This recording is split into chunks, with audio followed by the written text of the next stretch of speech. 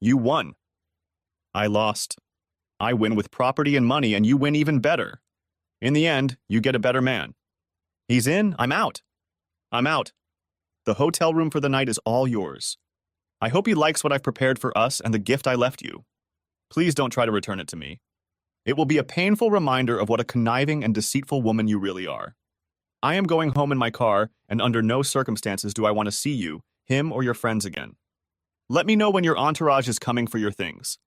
Anything I don't need, I will remove to the garage in black plastic bags, symbolizing the garbage you have turned our marriage into. I'll use my father's phrase when he was told he had to either leave the Air Force or go to Vietnam. Yay me and screw you. I'm done with you. I'm not serving you anymore. Enjoy the trip. You deserve it for being such a good actress. 10 years later. That Wednesday morning, I woke up to the sound of thumping. Wiping my eyes from sleep, I looked at the clock. 8:15 a.m. The banging continued, and I gradually realized it was coming from my front door. Who the hell would be knocking on my door at this hour? Slipping out of bed, I threw on my robe, put on my slippers, and went downstairs where the knocking became even louder. Looking through the peephole, I saw a disheveled woman on the porch, looking outside. I opened the door, ready to give her a verbal reprimand, and the woman turned to face me. She was about 10 years older than the last time I'd seen her, and it was noticeable. She had lost weight. Her slightly wrinkled face was pale and drained, and gray was showing through in her once beautiful hair. She stank, and her long dress was shabby and ragged. Seeing her on the street, or crouched under an overpass, I could easily mistake her for homeless. Daisy? Incredulously, I asked the woman who had once been my wife. Yes, Mike, it's me. Can I come in the house? She asked desperately. By the way, that's me, Mike Carpenter. No, I said, slamming the door in her face. Just then there was another knock on the door, and I heard her sobbing. Please, Mike. Please! I'm begging you! Open the door. I yanked the door open so she wouldn't pound on it, but stood in the doorway to block her way. The neighbors already thought I was odd at best. I didn't need to make a spectacle of myself on the doorstep to draw even more attention to myself. What the hell do you want? I told you 10 years ago that I don't want to see your face again. Never! What part of that didn't you understand? And why the hell are you here? I thought you and Dr. Wonderful lived in Milwaukee. Recovering from my outburst, Daisy wiped the tears from her face and gave me the most wistful look I'd ever seen on a human being. Can I come inside? I'm hungry and tired, and I need to use the restroom. Please? I promise I'll explain later, she pleaded, shifting her feet unsteadily. Having been a teacher for many years, I realized that this was the dance of a person about to shit their pants. The last thing I wanted was for her to urinate on my front porch, so I swung the door open and stepped aside in a reluctant and silent invitation. You know where the bathroom is, I told her reproachfully, since I still lived in the house we once shared. Hurry the screw up! Thanks, Daisy said, stepping inside. She threw her suitcase on the floor and ran to the downstairs bathroom. I closed the door, went upstairs to take a piss, and then came back downstairs. She was still in the bathroom, so I went into the kitchen, started my Keurig coffee maker, and brewed some coffee. By this time, Daisy was back. Can I have a cup of coffee? She pleaded. I stared at her for a moment without saying a word. A huge part of me wanted to kick her ass and then throw her back out onto the street. But I'd never hit a woman before, and I wasn't about to start now, no matter how much I hated her. Besides, it might get me arrested. That would be one way to get money out of me, and I wasn't going to put up with that.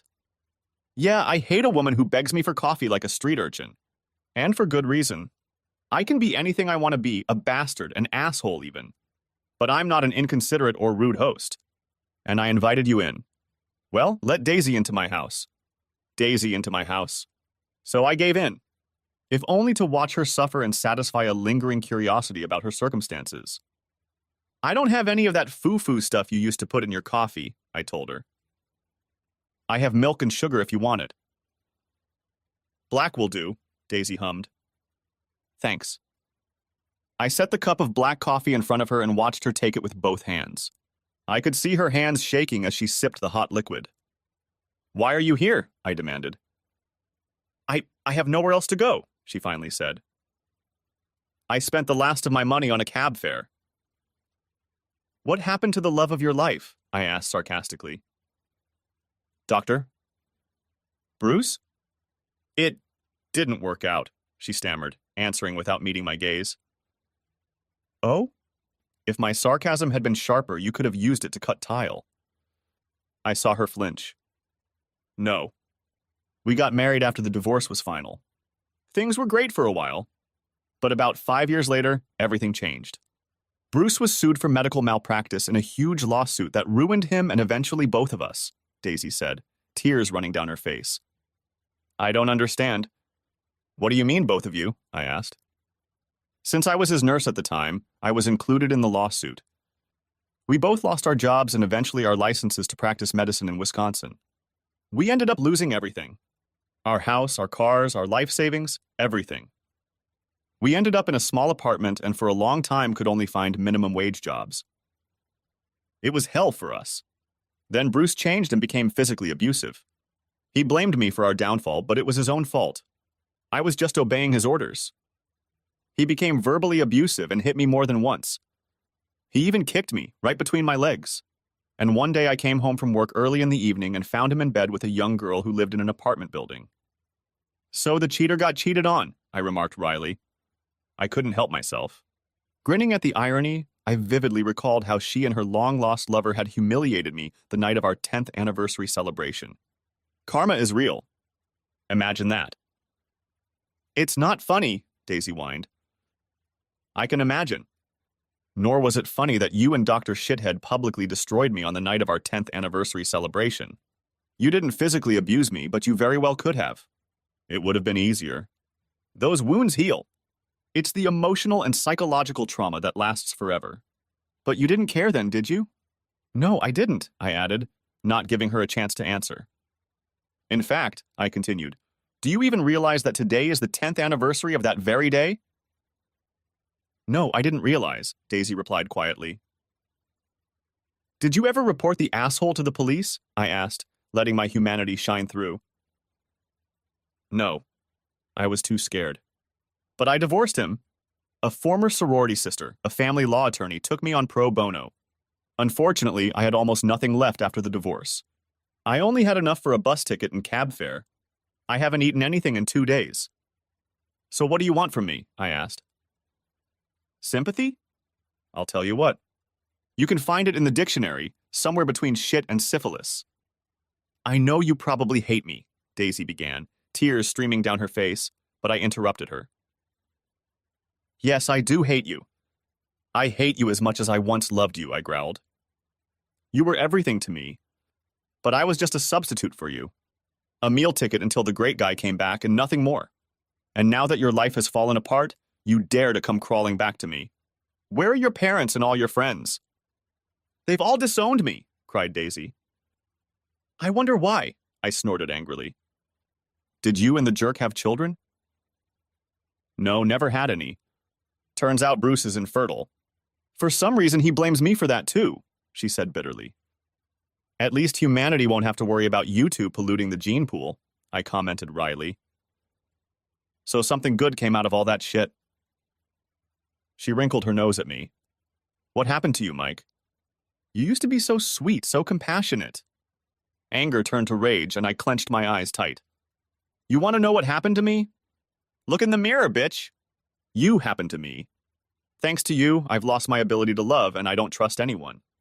Period. The good guy finished last, I growled. But I thought you'd find someone else and move on, Daisy wheezed, eyes wide. Get over it? Are you kidding me? After what you've done? You never once let me know that I was nothing more than a backup for you. I thought we had a solid relationship, but you lied to me. 13 goddamn years! 10 of them as husband and wife. Do you really think I can trust anyone after what you did to me?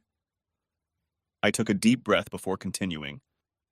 And how many women do you think would line up for a chance with damaged goods after his wife left him like that? Not that I didn't quash any attempt very quickly, I added to myself. Still, there hadn't been a single crusading, beneficent woman in the last 10 years. At least I was numb enough that it didn't hurt. So are you surprised that after 10 years I've become a reclusive hermit licking my wounds? I guess not, Daisy admitted, bashfully lowering her eyes. And now here you are. What the hell do you want from me? You want me to shelter you and take care of you while you wait for your second great love to come back into your life? Be realistic, bitch. I was hoping you'd let me stay for a while. Until I get back on my feet, she pleaded. There's a homeless shelter downtown, I pointed out. You should go there. That's what it's for. At least that's what I pay taxes for, to keep people like you off the streets. I went there, but they were full, Daisy admitted. I went to the YWCA and even that big church downtown, but there were no seats available. Please, Mike, I'm begging you. I'll do anything you want me to do. I'll cook, clean, and wait on you hand and foot. I wanted to lash out at her with that last comment, but clenched my jaws. She visibly flinched at my stare. What makes you think I'd want to touch you? As far as I'm concerned, you're infected. Walking hazardous waste! I hissed through clenched teeth. And then it hit me. You've been trying to prostitute yourself? She bowed bashfully, tears splashing onto the table as she nodded. How do I look? No one's taken. I looked at her intently, then said, Oh, how far and hard the powerful have fallen. Then maybe I should just leave. Maybe I should just curl up and die in a gutter somewhere, Daisy sobbed. No one wants me anyway. I watched her sobbing and sobbing at the kitchen table like a dying balloon with its last drops of helium leaking out. I was already thinking about throwing her out into the street to die. My hatred for her was so strong.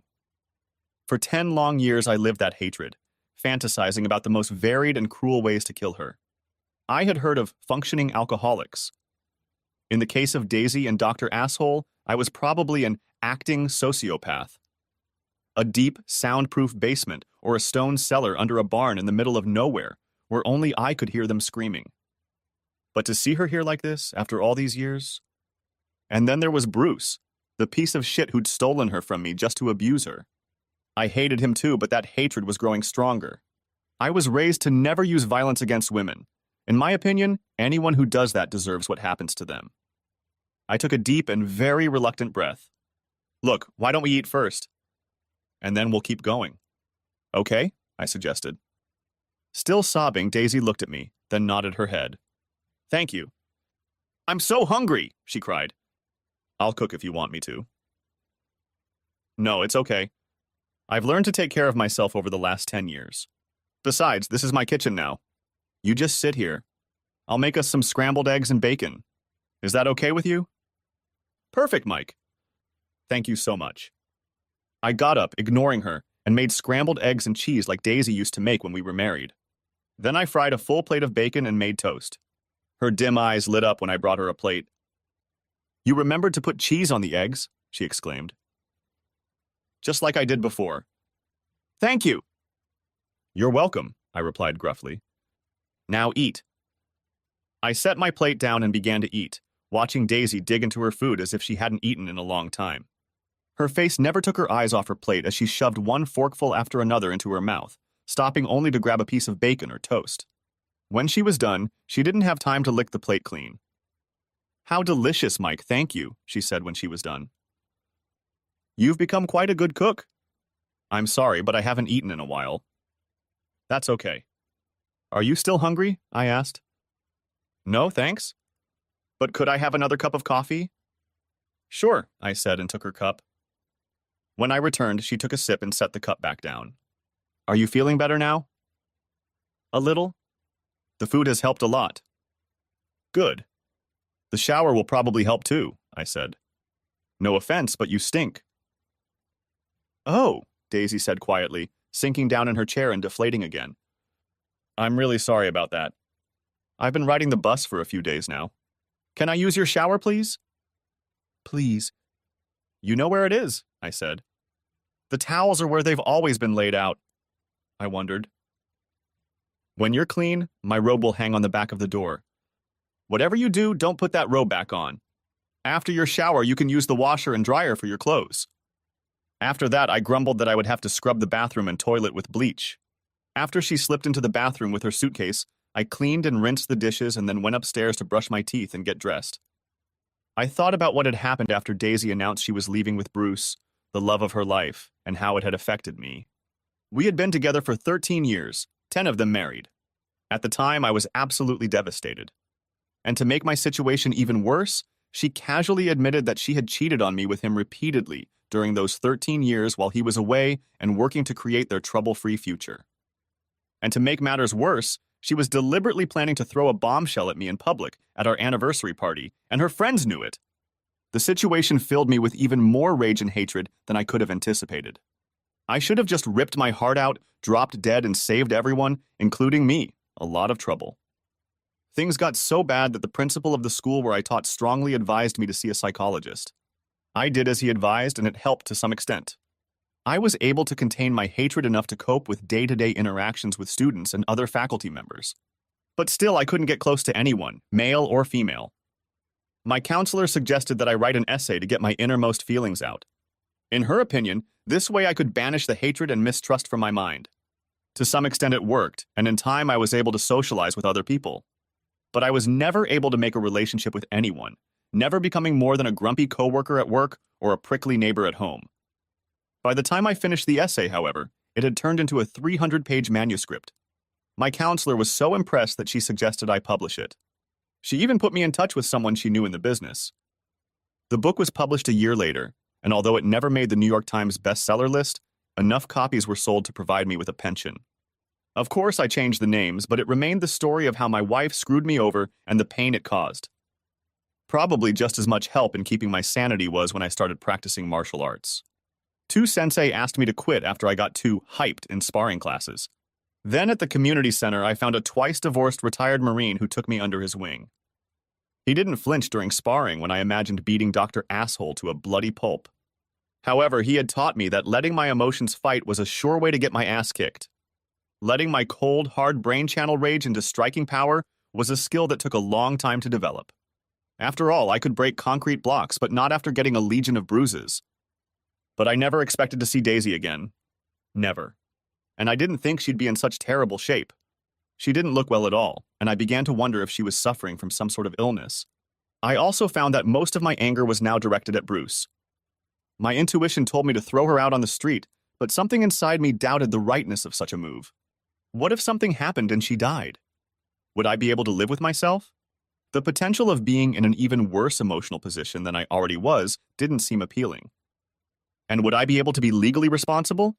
I decided to get a second opinion and called my mom. "Good morning, Mike," Mom said when I answered. "This is a pleasant surprise. What's going on?"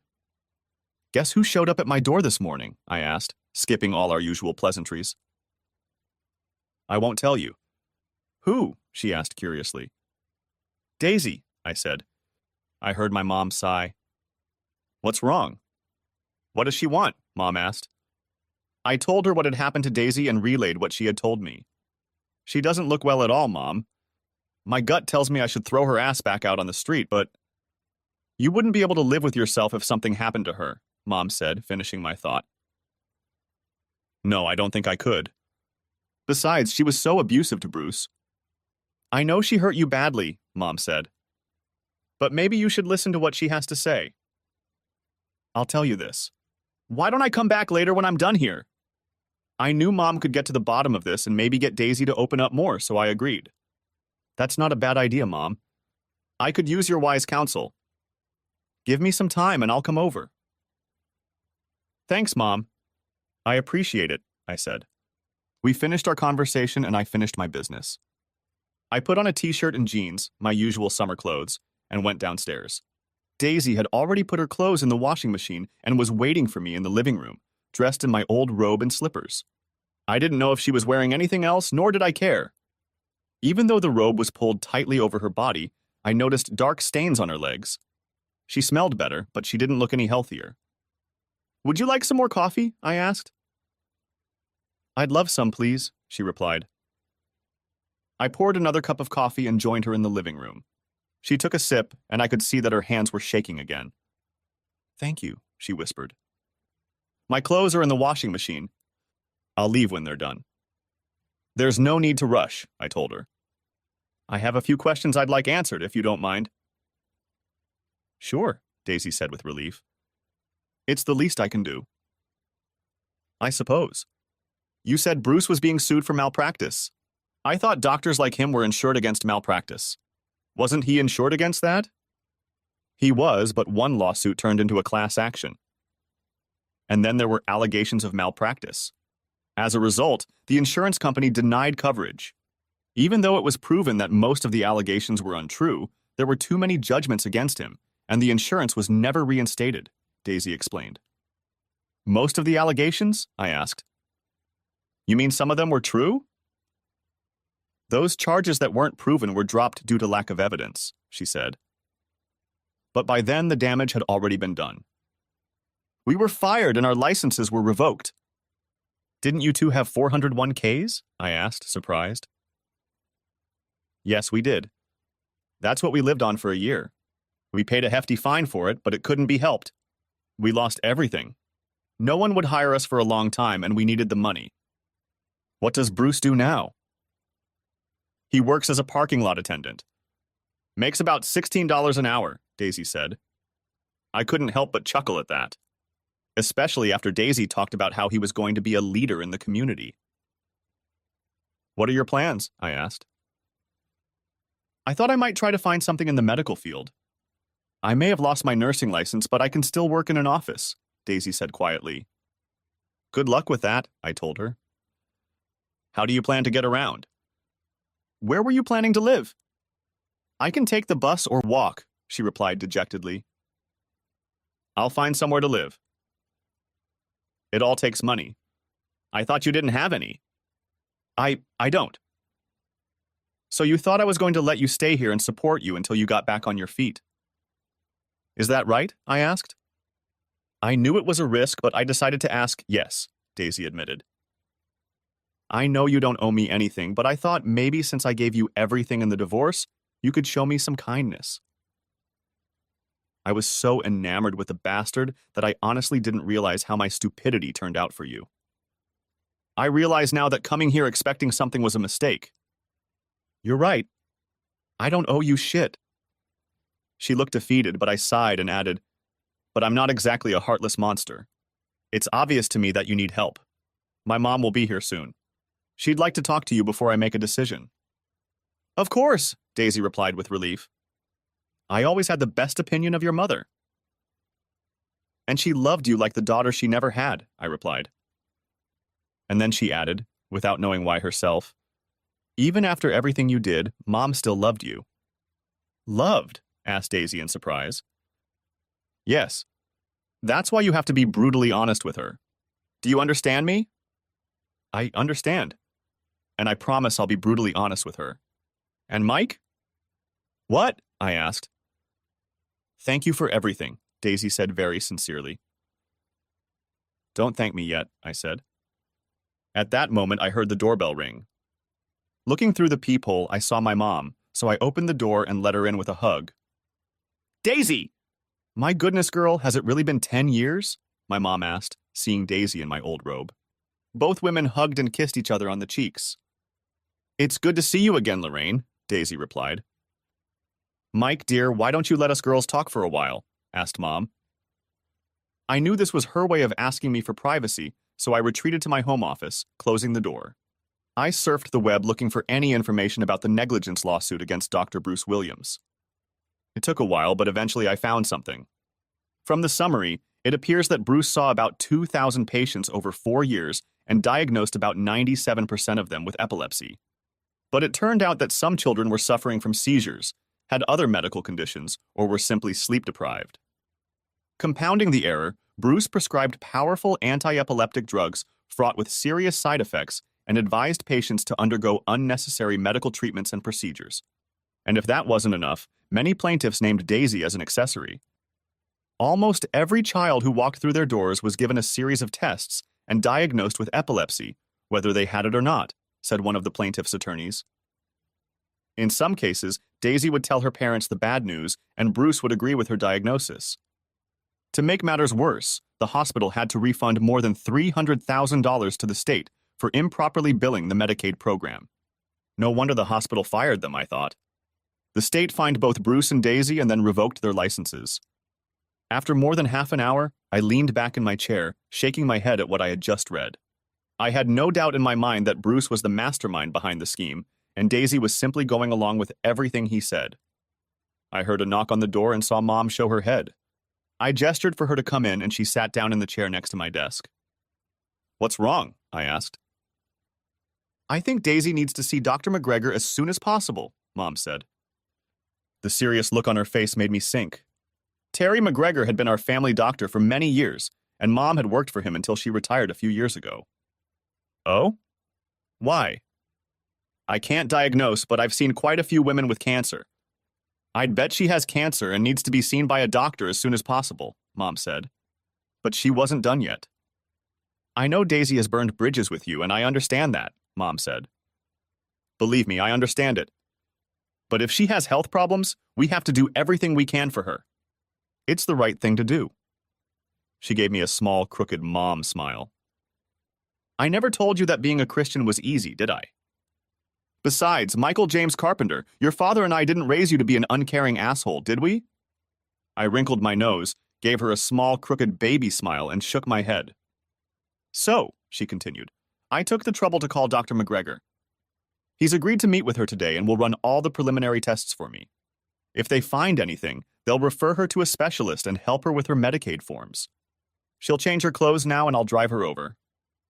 "You can't afford that, Mom," I said. "Here, let me give you some money." I pulled out $200 bills and held them out to her. "Thanks, Mike." "You're a good son." "Thanks. I want it to be clear that I'm not doing this for her. I'm doing this because of the way you raised me. And that doesn't mean I forgive her or take her back," I added with determination.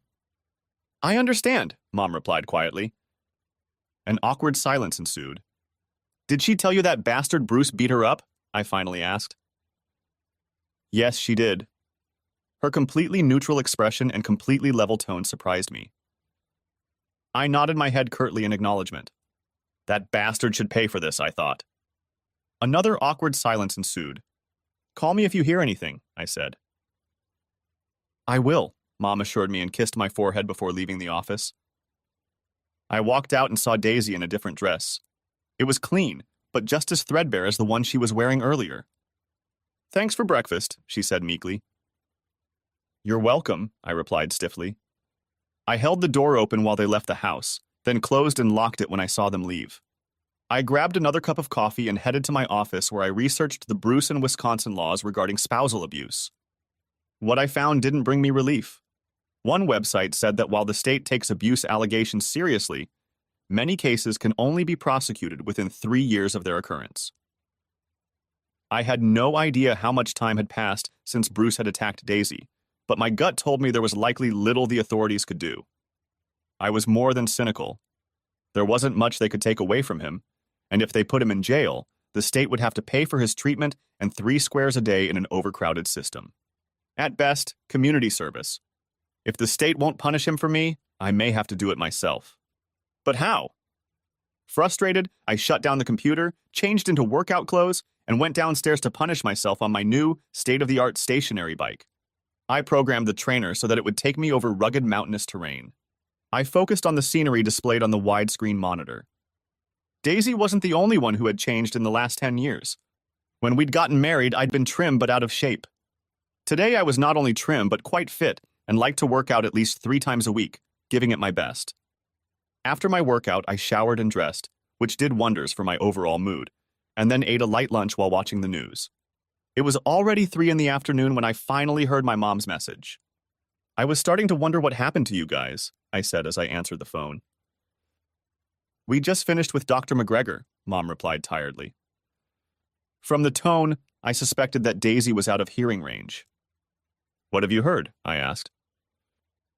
"He's very worried about Daisy. The tests aren't good. He thinks she might have cervical cancer, but he wants a second opinion from an oncologist." "An oncologist?" I exclaimed, mentally picturing dollar signs. "She filled out forms for Medicaid and emergency state assistance," Mom said. "She has an appointment at the cancer center on Friday. Dr. McGregor has already made that appointment. He also said she is eating very poorly and believes she has been physically abused." "We know she's been abused," I said. "And she told me she hasn't eaten in days." "He seems to think it's much worse than that," Mom said, and sighed. "It's not just the amount of food. It's about him not getting all the vitamins, minerals, and nutrients he needs to stay healthy. I could see she was worried. Look, Mike, it's getting late, so I'm going to take her to get something to eat and then stop by Walmart to pick up a few things. We'll stop by and pick up her suitcase. If you don't mind, I think she should stay at my place. We have a lot to talk about, and I think she'll be more comfortable talking to a woman. I think that would be best, I quickly agreed, glad to have this problem off my shoulders. I'll be here. Thanks for letting me know. I'll call you when we're on the road, Mom said. Love you, son. Love you too, Mom, I replied before ending the call. She called back about 3 hours later to let me know they were on their way. I held the door open as they entered the house. Mom pointed to the study and we went in there while Daisy gathered her things. Sorry it took so long, Mom started. It's okay, I said. What's going on? We're going to be busy taking care of Daisy for the next couple days. There's a lot to do before her appointment on Friday. I know you don't care for her, but she told me she still loves you and wanted to know. I pulled myself together and shook my head furiously before she could finish her statement. No, Mom. There's no way I'm going back to her. Not even as friends. Not after she lied to me, cheated on me for 13 years, and publicly humiliated me. That's no way to treat someone you love, and I won't go down that path again. I'll be nice to her for you, but that's it. I have nothing left for her. Nor for anyone else, for that matter, I added bitterly. I understand, Mom said. I was just thinking. I know. You thought I could forgive her and start over. That ship sailed 10 years ago. I told her that, but she thinks she can get you back. That's not going to happen, I said firmly. I wondered if delusion was one of the symptoms of cancer. Besides, I'm no longer the same person she left 10 years ago. No, you're not, Mom replied sadly. Honestly, sometimes I miss the old Mike. At least he laughed and smiled once in a while. Can you at least come over for dinner Friday night? I'll cook your favorite meal. Lasagna? I asked, suddenly feeling hopeful. Sure, she replied with a smile. I'll be there, I promised. Your lasagna always makes me smile. We hugged and walked back to the front room where Daisy was waiting with her suitcase. I'll stay with your mom if that's okay with you, Daisy said weakly. That's up to her, I said as my mom threw me that look. Anyway, thanks for breakfast and for listening to me, Daisy said with tears in her eyes. You're welcome, I said with a slight nod. Don't forget about dinner on Friday, my mom reminded me unnecessarily. I'll expect you no later than 6:30. I'll be there, I promise, I told her. I managed to spend the next 2 days doing things. Even though school had gone on summer vacation, I still had a lot to do. I had to work through the new curriculum, approve lesson plans, and so on, as well as the house and yard that needed to be kept in order. I didn't have time to think about Daisy, so I figured she was in good hands anyway. Mom had a knack for getting through the system when everyone else was up against brick walls. At one time, she was the best nurse and medical billing specialist in the state. It was finally Friday and I left the house after a nice hot shower, stopping for a bottle of wine at my mom's lasagna. I arrived at 6:15 and was met at the door by Daisy, who let me inside, telling me that Mom was busy in the kitchen. It was obvious that Daisy was crying about something, but I didn't comment. Thanks, I said as I walked past her and headed for the kitchen. Mom turned as I walked in and her face lit up when she saw the bottle of wine. I set the bottle down and gave Mom a hug. We sat down at the table and began to enjoy the lasagna. Daisy looked like she was about to break down. How did it go today? I finally asked. We got Daisy's application approved, Mom said. Thank goodness they have this newfangled internet system. I wish they had one when I retired. I could see she was forcing herself to be upbeat. So Daisy's medical expenses will be covered? I asked with relief. Yes, and the state will pay her a monthly allowance. It's not much, but she won't need much anyway since she'll be living here, Mom said. They're also going to collect the child support Bruce owes. If they can find him and squeeze the blood out of the turnip, I remarked grimly to myself. That's good, I replied aloud. What about the oncologist? Daisy's face darkened and Mom's expression changed. I knew that whatever news they had, it wasn't going to be good. They confirmed that she has stage 4 cervical cancer, Mom said. and it's spreading rapidly throughout her body. It's already in her extremities. But it can be cured, right? I asked. I wasn't sure how I felt other than discomfort. Maybe, Mom said. She looked at Daisy as if asking permission to say more. Daisy nodded her head, a tear rolling down her cheek. The chances of survival are less than 20%. They can treat her, but there's no guarantee she'll survive. Things would have been different if they had discovered this 3 or 4 years ago. 3 or 4 years? She's had it that long? I asked, wondering. The doctor said they think I've had it for about 4 years, Daisy replied dejectedly. If they had diagnosed it, my chances of survival would be over 90%. Right now, they're about 19%. That sucks. Bruce, notice anything weird? I asked. I forced myself not to say asshole, since I didn't usually swear in front of my mother if I could help it. I don't. He never said anything. Things were really bad at the time, Daisy explained. I noticed some changes, but I figured it was because of the stress we were under at the time. I didn't want Bruce to have anything to worry about. What kind of changes? I asked. It was hurt. When we were, doing it, said Daisy. It got so bad that we stopped doing anything for a while. I was glad she didn't elaborate further. Mom quickly stepped into the conversation. They have some new medication they can give her that might help, she said. The doctor said they might increase her chances by 10 or 15%. That's better than nothing. So what are you going to do? I asked Daisy.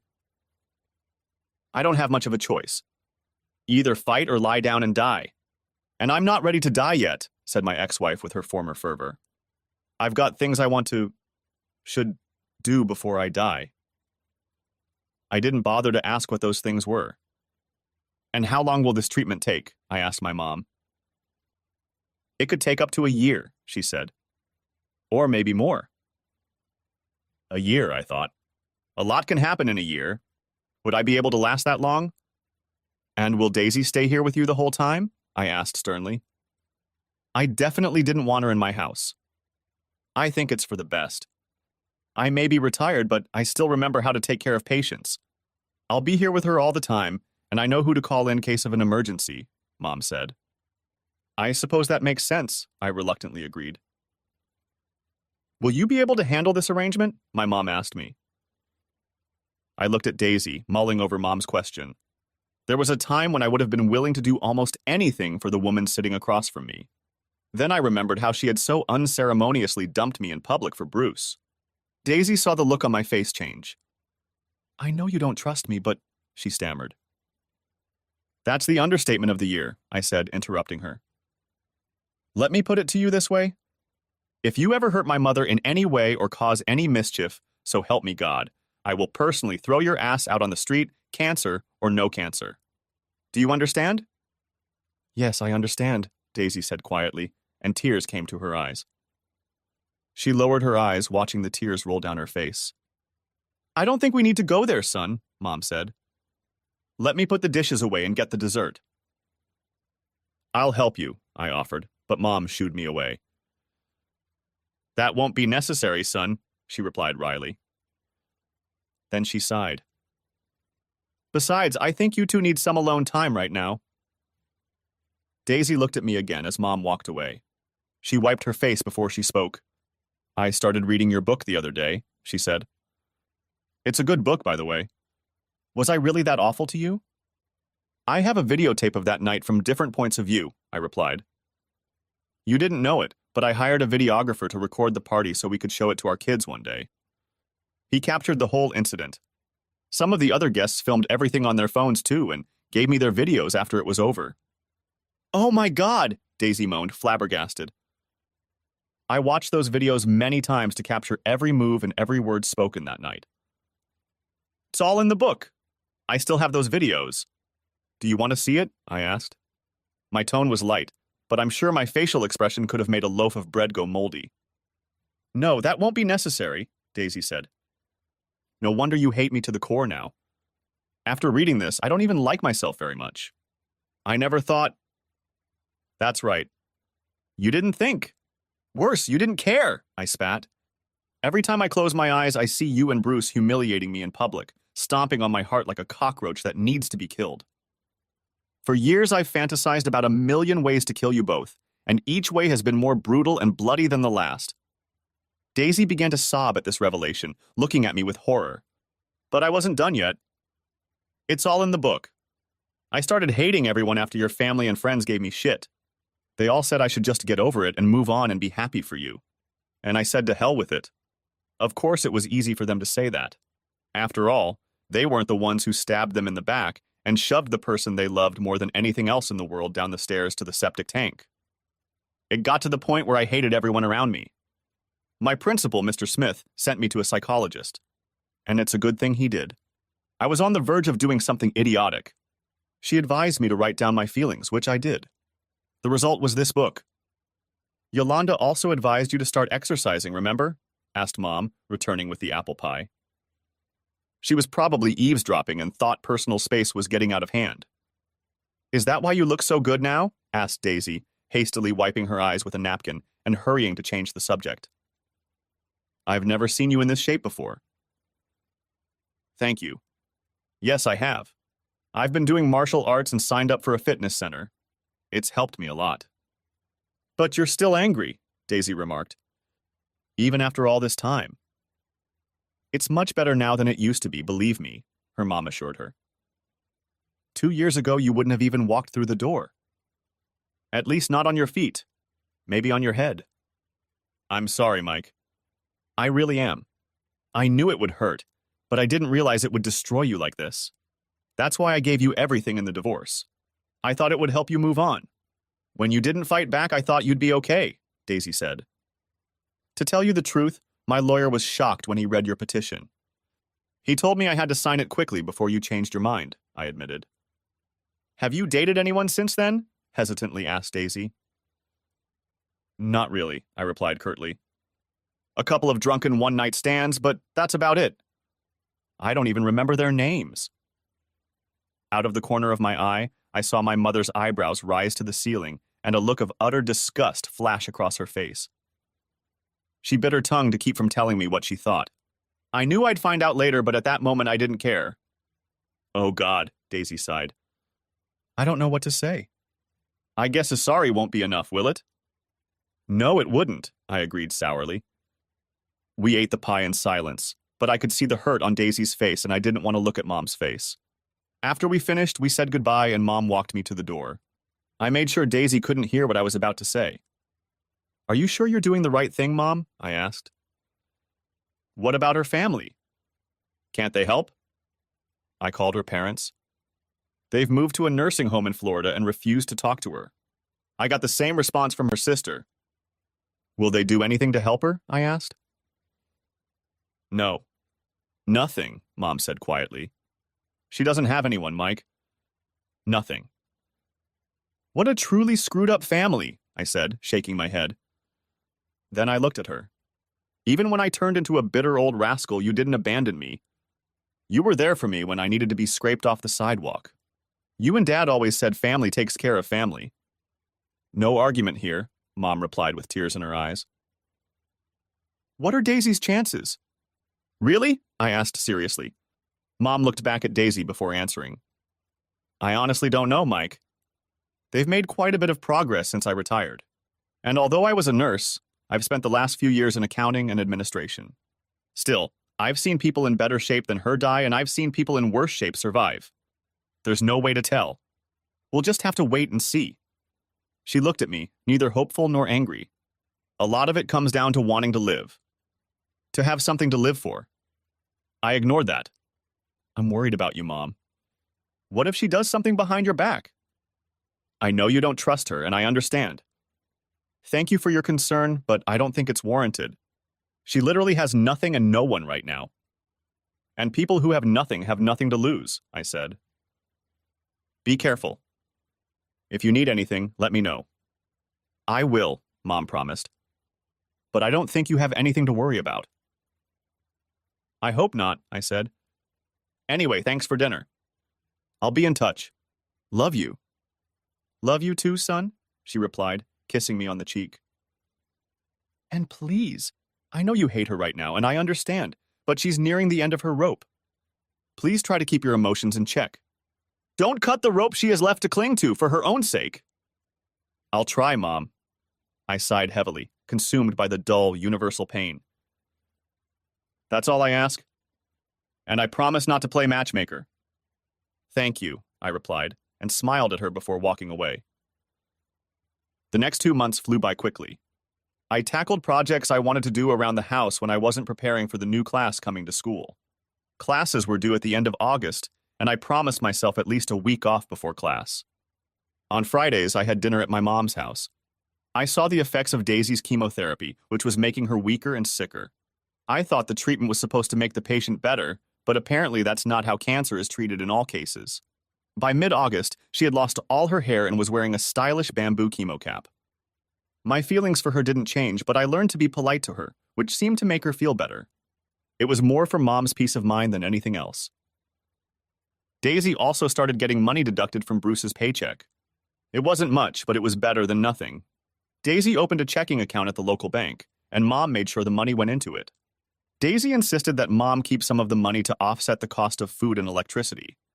Eventually, Mom agreed and kept 10%, which she put in a small box. I figured that this money would go to cover funeral expenses if and when that happened.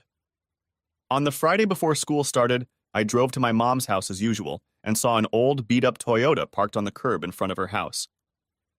I saw the Wisconsin license plates, and I was suddenly overcome with a terrible feeling. I parked in the driveway and walked into the house as usual. Mom was sitting on the couch, and Daisy was lying in a chair covered with a blanket. I heard a noise from the kitchen, then saw Mom's cell phone in her hand, and hoped she had called 911. They both looked scared, and I realized why when Bruce came in from the kitchen with a can of soda and a partially eaten sandwich.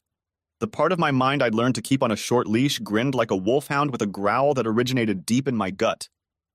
He was still over 6 feet tall, but his once commanding presence was gone. He now looked ungroomed. His hair was uncombed and his face was covered with 2 days' worth of stubble.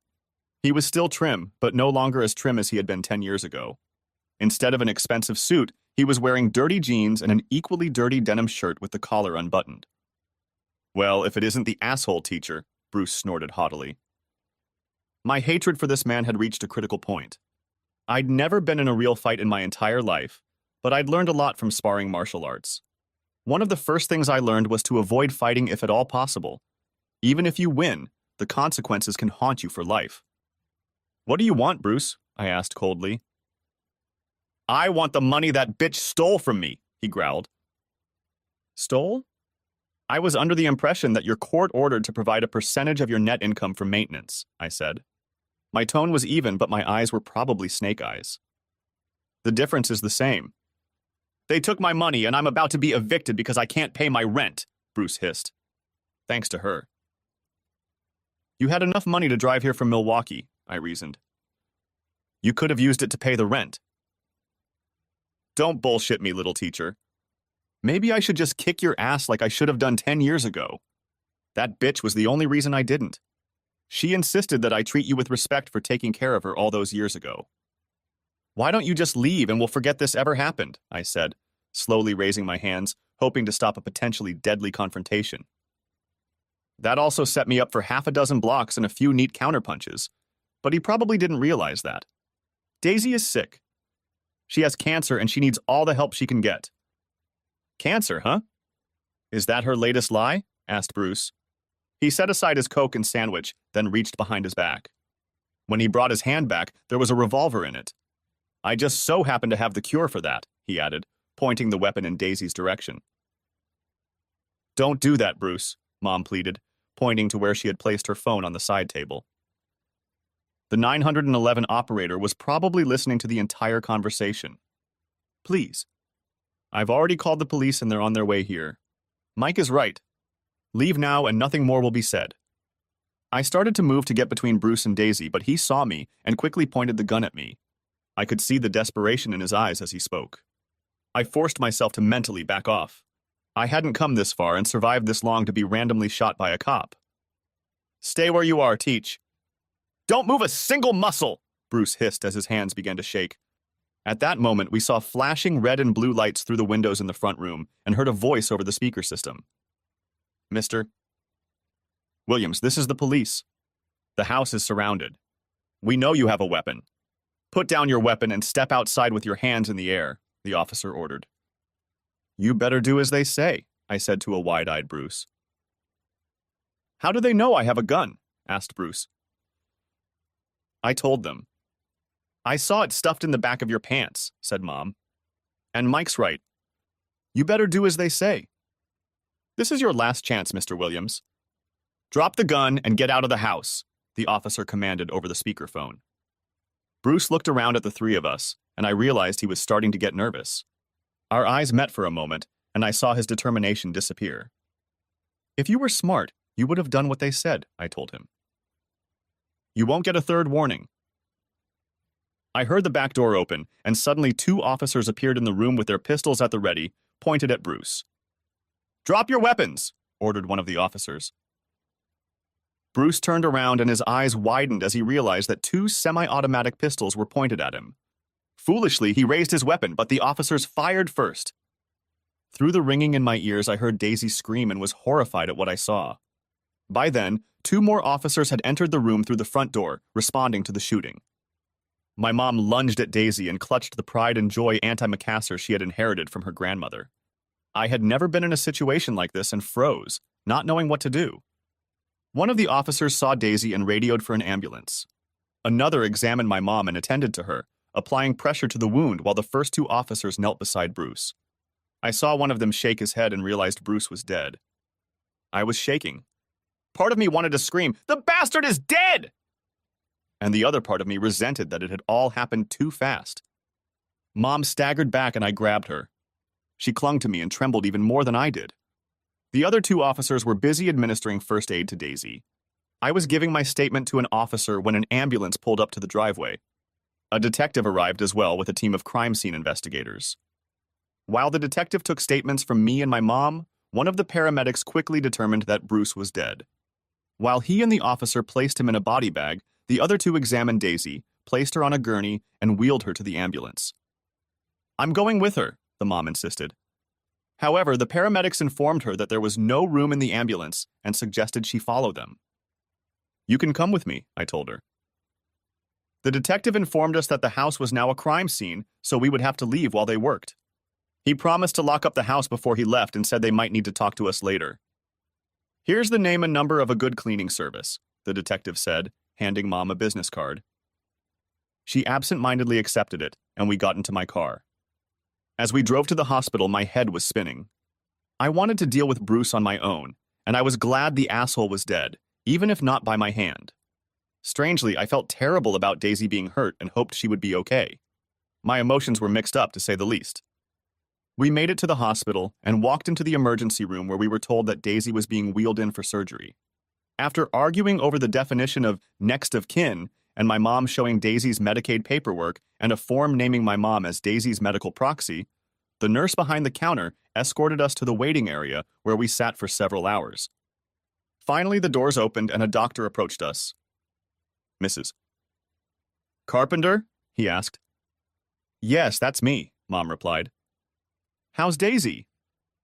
Miss Williams is stable and on the mend. I think she'll survive the gunshot wound. The bullet went through her but didn't hit anything vital. She's lucky, the doctor said.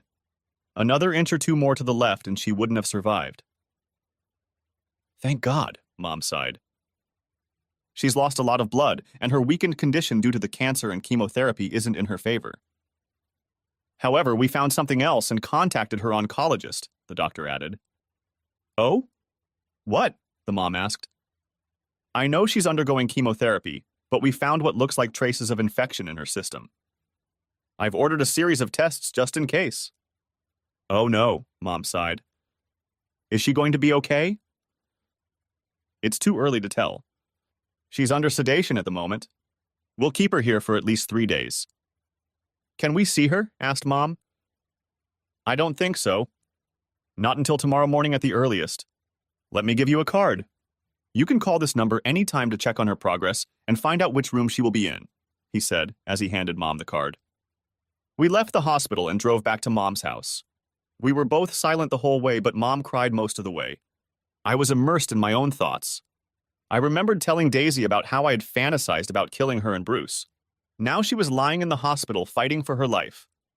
Surprisingly, I felt a little bad about it and did my best not to think about it.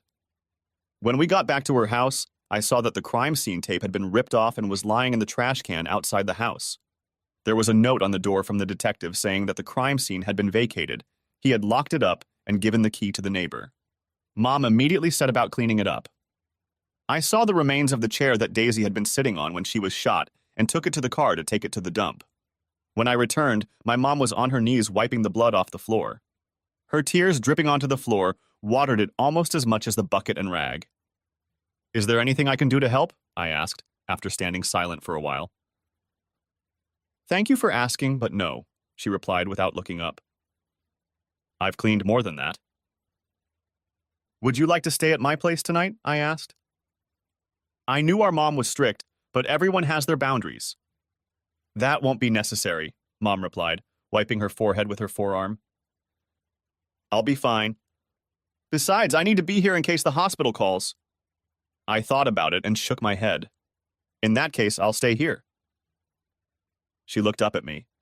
Her words sounded like, "You don't have to, Mike." But there was a look of gratitude in her face. "I know. But I'm going to do it anyway. And if you intend to clean up on your own, I'll be helpful and make something to eat before we head to bed." I mimed a small, crooked smile. "I hope the wine goes well with the scrambled eggs and bacon. I think we could both use a glass before we try to sleep after a day like today." She looked at me, shook her head, and grinned. "We'll see." But I noticed that as she went back to cleaning, she scrambled more vigorously. I worried about nightmares, but either a glass of wine or emotional exhaustion had us sleeping like hibernating bears. In the morning, we fiddled around the house, barely speaking until around 10 o'clock when the phone rang. I went into the kitchen so as not to eavesdrop. 5 minutes later, she joined me and said, "Daisy is still in a serious condition, but her condition is stable. She's having a lot of tests done, but she should be back in her room by mid-afternoon." I nodded my head absent-mindedly, trying to see if I felt anything, but other than dazed and confused, I didn't catch anything. "Would you mind giving me a ride?" she asked, pulling me away from my introspection. "No problem," I told her. "What time?" "Can we be there at 2:30? "Sure. I'll give you a ride," I told her. I left a little early to take an old chair to the dump, run some errands, and then followed my mom back to her house. From there, we drove to the hospital and got directions to Daisy's room. We went into the hospital gift store and bought a card, a vase of white carnations, which I knew were Daisy's favorite flowers, and an Agatha Christie novel, the same one she had read before she left me for Bruce. Mom looked at me cheerfully as I paid for everything. "What?" I asked defensively. "Oh, nothing," Mom said, shaking her head. I felt my face burn. "Don't get any ideas," I told her. "Yeah. You really care about her, don't you?" Mom asked. "No, not really. I just thought it would make her feel better, that's all." I double-checked my change to make sure the cashier hadn't ripped me off. "Sure," Mom replied in her typical manner. She patted my hand and said quietly, "Mike, the opposite of love is not hate, but indifference. When hate dies, a bunch of emotions have nowhere to go. And it's okay that you still feel something worthy of the person you thought she was. And your secret is safe with me." After that, we went to Daisy's room. She was awake, but she looked like a wrung-out towel. Mom kissed her on the cheek and handed her the card we had bought. Her eyes lit up when I showed her the flowers. "My favorites." "You remembered," she exclaimed in surprise. Her voice was hoarse and weak, but her tone was pleasant. "Yes," I said, holding out the novel to her. "As I recall, you read it when you left with Bruce," I added without emotion, though my gut twitched slightly. "Yes, I did read it. And I never got a chance to finish it." "Thank you," she said quietly, not looking at me and leafing through the paperback book. "Any news?" my mom asked. "Not yet," Daisy replied with a shake of her head. She closed the paperback book but didn't let it out of her hands. Moreover, she snuggled into it like a teddy bear. "They said I probably won't hear anything for at least a day." "That's fine," Mom agreed. Then the nurse added, "How are you feeling?" "Terrible," Daisy moaned. "I'm exhausted, my whole side hurts, and my stomach hurts." "They'll sort it all out," her mom reassured her. What about Bruce? Asked Daisy, still not looking at me. He was pronounced dead at the scene, Mom told her. Good, Daisy said firmly, finally showing some strength. I'm glad he's dead. A grim expression appeared on Mom's face, but she didn't say anything. She just patted Daisy's hand and nodded her head. I remained silent as the two women talked. Part of me was glad to hear that my ex-wife had turned against Bruce. Her statement helped diffuse the hatred I'd been holding back. But it wasn't enough to turn back the last 10 years. A nurse entered the room and looked at Daisy's vital signs. It's time for you to take your medication, Mrs. Williams, a young woman told Daisy as she handed her a cup of pills. Daisy took the medication and chugged it down with water. How are you feeling? Exhausted, Daisy sighed. And I'd prefer Daisy to Mrs. Williams, if you don't mind. I can't pretend it didn't happen, but I can try to put it behind me. You could hear the weariness in her voice, but she mustered determination for the last part. I'll pass this on to the rest of the staff, the nurse said with a smile. Maybe it's time for you to get some rest, the nurse added. I assumed she was implying that it was time for us to leave. When will we know the results of her tests? Mom asked the nurse. Asked Mom to the nurse. Asked Mom to the nurse. Doctor. Samuels is consulting with her oncologist, so they should know something definite by tomorrow morning, replied the nurse. You have our number and we have yours. We said our goodbyes, and I noticed the wistful look on Daisy's face that she threw at me before leaving. I smiled weakly before closing the door.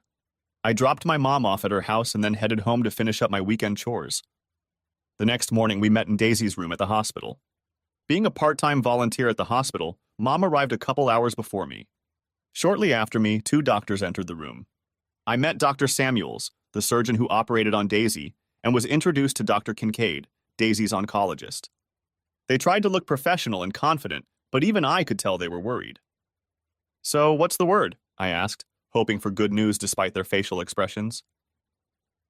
Dr. Kincaid answered first. Miss Williams is suffering from a combination of peritonitis and diverticulitis, which explains some of the symptoms you've told us about in the past, Mrs. Carpenter. Dr. Samuels took up the report. Our scans have revealed several huge pockets of infection in Daisy's abdomen. In addition, we believe her gallbladder is punctured and will have to be removed. How did this happen? I asked, feeling Mom squeeze my hand tighter. There are probably several reasons, but we believe she had an underlying condition that was exacerbated by the cancer and the medications used in chemotherapy, Dr. Kincaid replied. So, what happens now? The mom asked quietly. She will eventually need surgery to remove all the infection and repair the damage. But we'd like her body to recover some more from the surgery she just had. So we're going to leave her here on antibiotics for the next couple weeks and see if the infection diminishes. Of course, the chemotherapy will be suspended during that time, explained Dr. Samuels. What are her chances? I asked, trying to keep my tone even. The doctors looked at each other before answering. I didn't like the expressions on their faces. I'm not going to sugarcoat it, Dr. Samuels said. Without surgery, she doesn't stand a chance. Her body is very delicately balanced right now. Giving her the highest possible doses of antibiotics will likely disrupt her metabolism and weaken her further, possibly even fatally. As far as we can tell, the dose she's on now has stopped the infection from spreading and is gradually pushing it back. But even if she clears up completely, the antibiotics won't repair the damage. There is no open perforation of the bowel wall, otherwise we would be doing high-risk emergency surgery right now. But she was probably on the verge of perforation when we caught her, and the bowel wall is probably perforated in one or more places. Exploratory surgery to try to see what the machines can't show is almost as high risk now. Manipulating the coils of the intestine can literally tear open weakened areas and cause what we are trying to avoid. We need to clean the intestines of infections as much as possible and repair any damage when she is strong enough to tolerate surgery. Then she needs to get even stronger. I won't say she needs a healthy body, but she needs to be healthy enough before we try to fight the cancer again. The malnutrition she suffered from for months has dangerously weakened her entire body. She won't survive chemotherapy unless she clears out the infections and gets her other body systems working properly. Peritonitis on its own is life-threatening. And combined with cancer, he shrugged, The surgery itself is risky, Dr. Kincaid added. Very risky. We estimate that given the level of infection in her abdomen and the damage to her internal organs, her chances of survival are between 30 and 40%. So I have no chance without surgery or less than with it. Is that what you're saying? Asked Daisy soberly. Her eyes were wide open and I could see she was sweating, but her voice was steady. Yes, I'm afraid so, Dr. Kincaid confirmed. However, once you recover from the surgery, you should be able to undergo the chemotherapy without any problems. Then I guess we have no choice but to do the surgery, Daisy said weakly, sinking back onto the bed. Good. We'll make all the necessary arrangements, Dr. Samuel said. They left the room and Daisy burst into tears. Her mom cradled her and comforted her. Don't worry, Daisy. You have the best doctors in the hospital on your side. Everything will be okay, she said as Daisy cried. I had a lot to get through and I couldn't do it here. It was strange. Not long ago, I would have happily celebrated the news of Daisy's passing. But now, my emotions were at breaking point. Look, I have to go. School starts tomorrow, but I'll check in on you from time to time. If you'd like, I offered. Yeah, I'd like that, Mike, Daisy exclaimed. Mom smiled, looking at me. We left the room and I walked Mom to her car and waved to her as she drove out of the house. I kept my promise and visited Daisy several times over the next 2 weeks. We talked about many things, my teaching, my students, my book, her failed marriage to Bruce, and our failed marriage. We also discussed our feelings and everything that had brought us to this point. During one of the visits, I broached the subject of her family. I'm curious about something, I said. What exactly? Asked Daisy. What's going on with your family? Why do they hate you so much? Mom called them, but they apparently want nothing to do with you. Remember when I told you they disowned me after the class action lawsuit was filed against us? Yes, I remember, I replied. What you don't know is that they knew about Bruce from the beginning. They promised to help keep you in the dark, and in return, Bruce promised to help support them when they retired. He even offered to buy my parents cruise tickets when they retired. And you and your sister knew about all this? I asked, my anger starting to build. Daisy lowered her eyes in embarrassment. Yes, she whispered before looking at me again. It was another knife in the back, I know. And I'm so terribly sorry. So your family used you and Bruce the same way you used me, I remarked. So your family used you and Bruce the same way you used me, I remarked. My tone wasn't cold, it was icy. She wrinkled her nose and just looked miserable. I controlled myself. If you don't want an answer, don't ask the question. Mostly, Daisy admitted sorrowfully. Things went downhill when we got sued. After we lost everything, my family wanted nothing to do with me.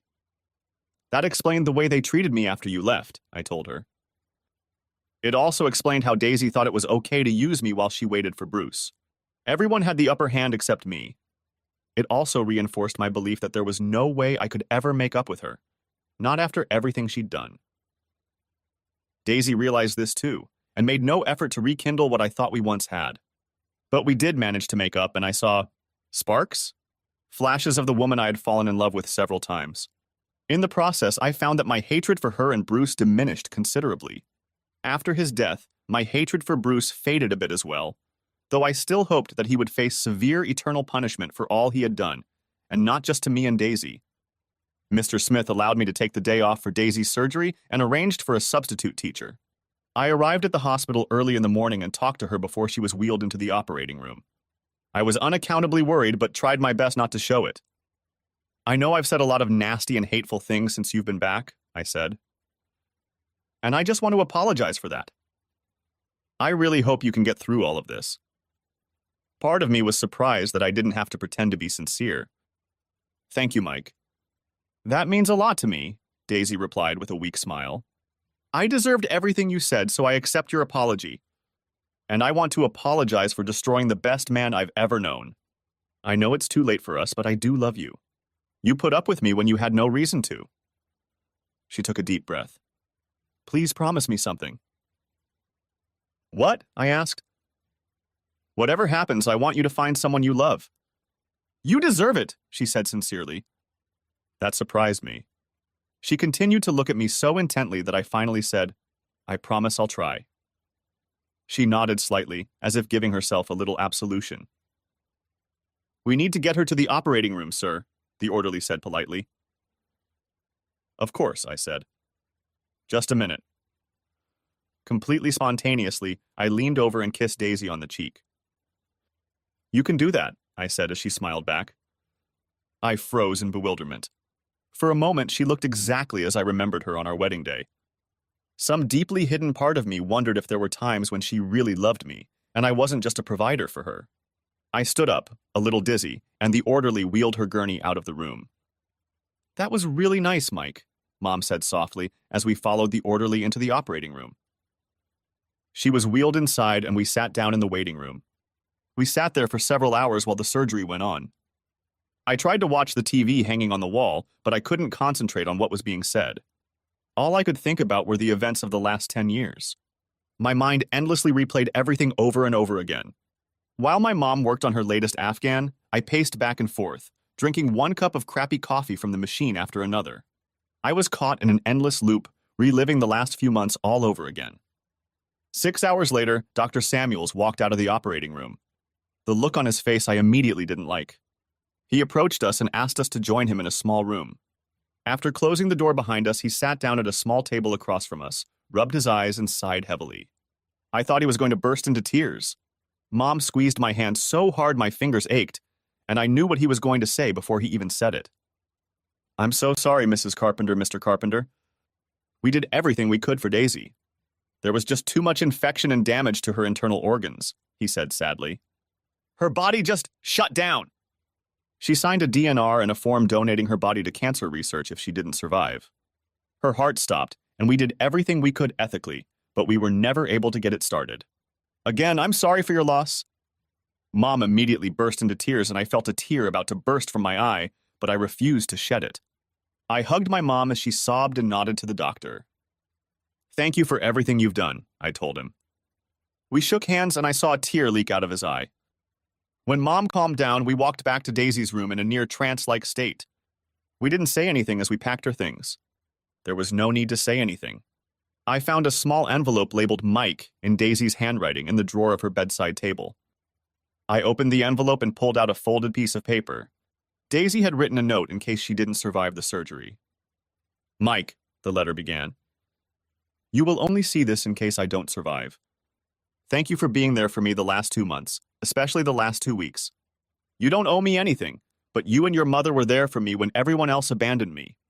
I know what I did to you 10 years ago is unforgivable, and I'm terribly sorry I hurt you.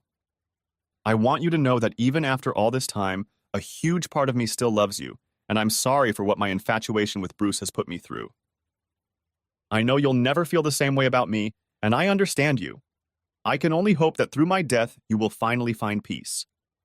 Love, Daisy, the note ended.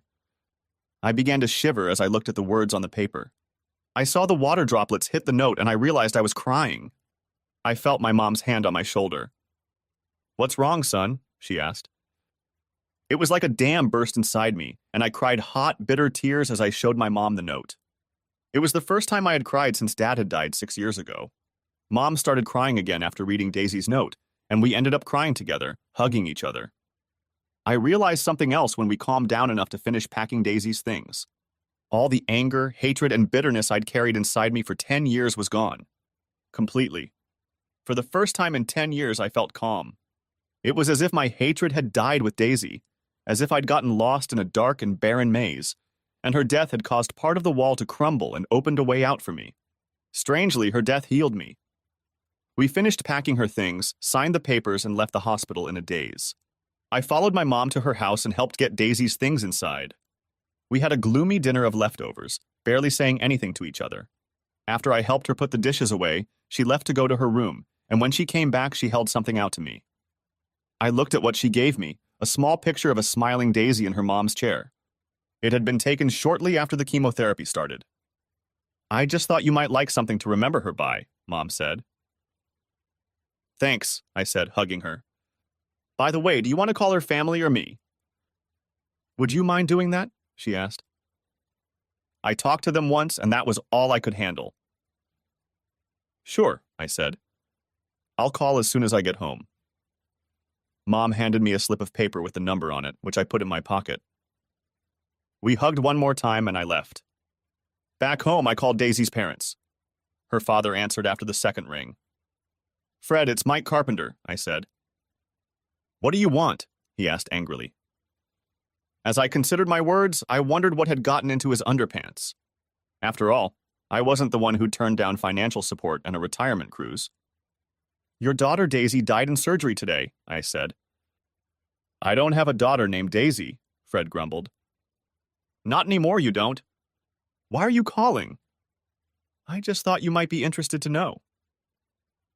"So what do you want from me?" asked Fred. "Do you want us to demand a body or something?" "No, she donated her body to cancer research," I said, barely restraining myself.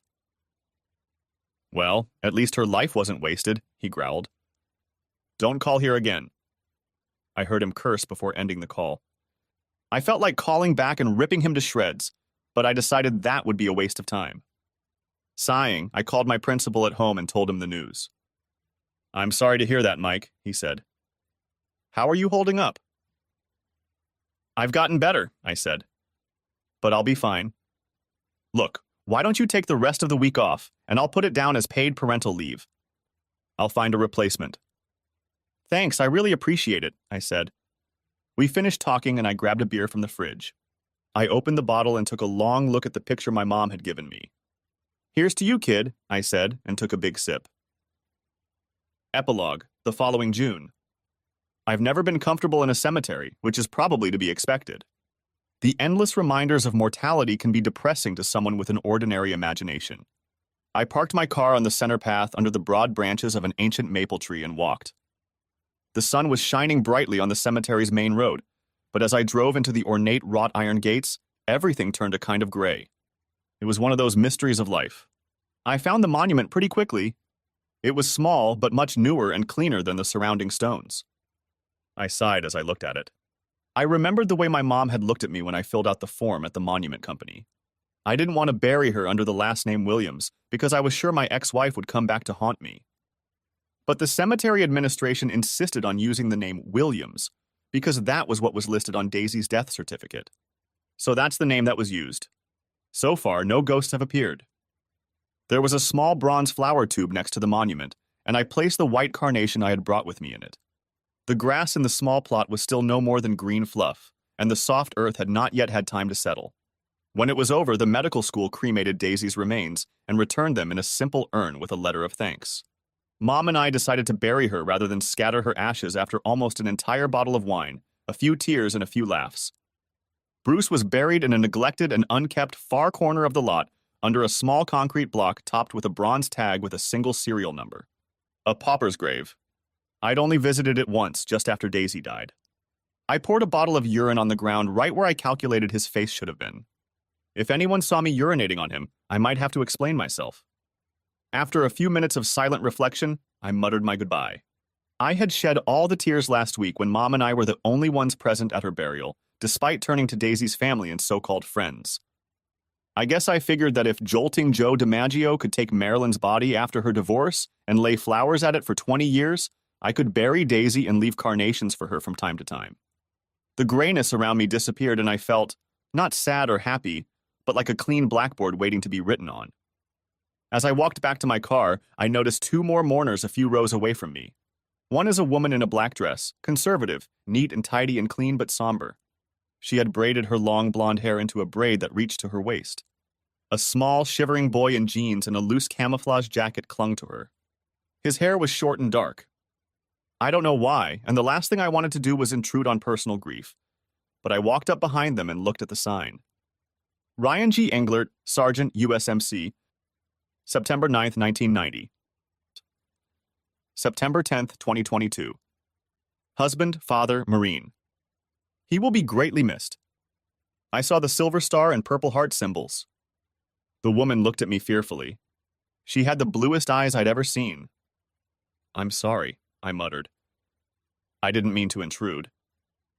Before she could say anything, the little boy looked up and said, "I miss him so much." His eyes were even bluer than his mother's, and I didn't know if he was stating a fact, seeking comfort, or crying out for help. He must have been a handsome man if he resembled his father. I knelt down and rummaged in my pocket. I pulled out a notepad and pen, which I used far more often than the note function on my phone, and held them out to him. Here, son. Write him a note and tell him about it. You can roll it up real tight and put it in that crack in the ground next to the marker. I'm sure he'll get it. He hugged me and took the notebook and pen and started writing. I stood up and his mother looked at me with tender and sincere gratitude. At that moment, I heard two quiet but distinct chuckles, a female and a male, one in each ear. Then the female voice whispered, "Keep your promise." I got the distinct feeling that June would no longer suck for me,